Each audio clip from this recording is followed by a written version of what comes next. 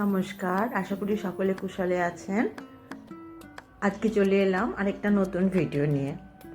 ঘর গুছিয়ে রাখা এটা একটা শুধু অভ্যাস নয়, এটা নিজের জন্য তৈরি করা একটা শান্তির জায়গা হতে পারে। আজ দেখাবো আমি কিভাবে সবজি পরিষ্কার করে স্টোর করে রাখি, যাতে রান্নাবান্না বা রান্নাঘরের কাজটা অনেক সহজ হয়ে যায়। চলুন শুরু করি। সপ্তাহে সাধারণত দুদিন আমি বাজার করার চেষ্টা করি, সোম আর বুধ বা বৃহস্পতি সবজির বাজারটা, যাতে করে সবজি অনেকটা একবারে এনে ধুয়ে রাখতে পারি।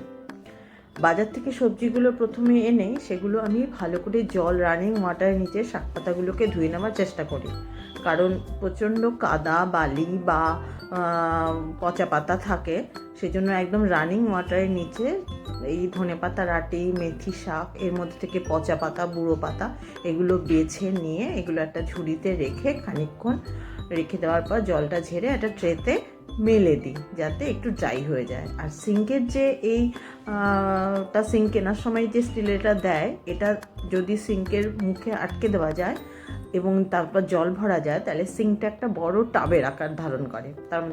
তারপর ওই ভর্তি জলে টাব ভর্তি জলে সামান্য নুন মিশিয়ে নিই, তারপরে সমস্ত বাজার থেকে আনা সবজিগুলো ওর মধ্যে ঢেলে দিই, দিয়ে এক এক করে একটা বড় অনেকগুলো ছিদ্রযুক্ত যে চালুনি টাইপের হয় তার মধ্যে সবজিগুলো ধুয়ে ধুয়ে তুলে নিই। তবে অনেকটা জল সিঙ্কে ভরি, এখানে জল অপচয়ের প্রশ্ন আসে না, জলটা আমি অপচয় করি না। ওই জলটা একটা বালতির মধ্যে ভরে নিই, যেটা পরে আমার যে ছোট ছোট গাছগুলো আছে আমার বাড়ির পিছনে সবজি বা ফুলের গাছ, সেই গাছের জল দেওয়ার জন্য ওই জলটা আমি ব্যবহার করি। এইভাবে নতুন আলু যে কেনা তাতেও অনেক বালি থাকে, সবটাই আমি এইভাবে জলের মধ্যে ধুয়ে সবজিগুলোকে ওই ঝাঁঝরিতে রেখে খানিকক্ষণ ওগুলোকে রেস্টে রাখি, যাতে জলটা পুরোটা ঝরে যায়। কারণ জল ফ্রিজে এই অবস্থায় যদি তোলা যায় তাহলে সবজিগুলো খুব দ্রুত পচনশীল পর্যায়ে পৌঁছে যায়, তাড়াতাড়ি নষ্ট হয়ে যায়। এই সময় বাড়িতে প্রচুর রোদ আসে শীতকালে, তাই চেষ্টা করি সবজিগুলো রোদ খাইয়ে ভালো করে শুকিয়ে তারপর ফ্রিজে তুলতে, তাহলে সবজিগুলো থাকে অনেক দিন ফ্রেশ। যাই হোক, রোদের মধ্যে একটা মোটা তাওয়ালে পেতে সবজিগুলো পুরো মেলে দিই, যাতে করে একদম সানড্রাই হয়ে যায়, এক ফোঁটাও বাড়তি জল না থাকে। সবজিগুলো শুকোতে থাকুক, ততক্ষণ আমি সংসারের অন্যান্য কাজগুলোও সেরে নিতে থাকি। সবজিগুলো পুরো সানড্রাই হয়ে গেলে ওগুলো আবার কিচেনে ফেরত নিয়ে আসি বিকেলের দিকে। তারপরে এবার ওটা ফ্রিজে স্টোর করার পালা। এই ফ্রিজে স্টোর করার জন্য আমার কাছে অ্যামাজন থেকে অনেক আগে কেনা কিছু কন্টেনার আছে।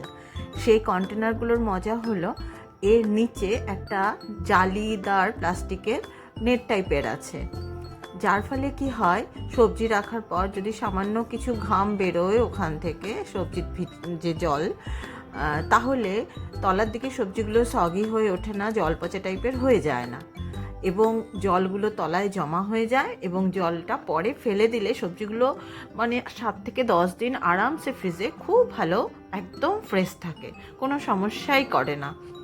তবে বাড়তি প্রিকশন হিসাবে আমি আরেকটা কাজও করে থাকি, এই যে টিস্যু পেপারটাকে লম্বা সরু ভাঁজ করে ওই নেটটার নিচে পেতে দিই, যার ফলে যে জলটা বেরোবে সেটা যদি ফেলতে কখনো ভুলেও যায়, তাহলে এই টিস্যু বাড়তি সেই জলটাকে টেনে নেবে এবং আমার সবজিগুলোকে একদম তরতাজা রেখে দেবে, নতুন দিনের যখন কিনেছিলাম ঠিক তেমন ফ্রেশ। তবে টিস্যু ব্যবহার না করে আমি অনেক সময় যেটা করি সেটা হচ্ছে পুরনো ছেঁড়া জামা কাপড় একদম ফেলে না দিয়ে, বিশেষ করে গেঞ্জির কাপড়গুলো ছোট ছোট রুমালের মতো কেচে ধুয়ে সেগুলোকে ওই নেটের নিচে ব্যবহার করি। তার ফলে কি হয়, আমার কাগজ বেশি নষ্ট হয় না এবং পুরনো কাপড় চোপড় বাড়ির ফেলে না দিয়ে সেগুলো আমি ব্যবহার করতে পারি। আর এই বক্সগুলো এত বেশি শক্তপোক্ত, ফ্রিজে খাবার ফ্রেশ সবজিগুলো ফ্রেশ তো রাখেই, উপরন্তু স্ট্যাকেবল, একটার উপর এত সুন্দর সেট হয়ে যায়, আমার ফ্রিজটা থাকে ভীষণ অর্গানাইজ। কিছু স্যালাডের সবজি একদিকে, শাক পাতা একদিকে, এইভাবে যদি পরপর সাজিয়ে রাখি তাহলে রান্নার সময় আর কোনো ঝামেলাই থাকে না সবজি খুঁজে পেতে। বেশ, আপনাদের সঙ্গে গল্প করতে করতে আমার সংসারে এই বড় কাজটা সারা হয়েই গেল। ঠিক আছে, তাহলে তাহলে আমার ভিডিও আপনাদের কেমন লাগলো জানাবেন। কমেন্ট বক্সে আপনাদের মূল্যবান মতামত জানাবেন, যাতে করে আমি নতুন ভিডিও আরও ভালোভাবে তৈরি করার জন্য অনুপ্রাণিত হতে পারি। আমার পাশে থাকবেন সাবস্ক্রাইব করে। আর যদি মনে হয় কিছু ভুল বলছি বা আপনারাও অন্য নতুন কোনো ইনোভেটিভ টিপস পান, আমাকে জানাবেন। আজ আসি।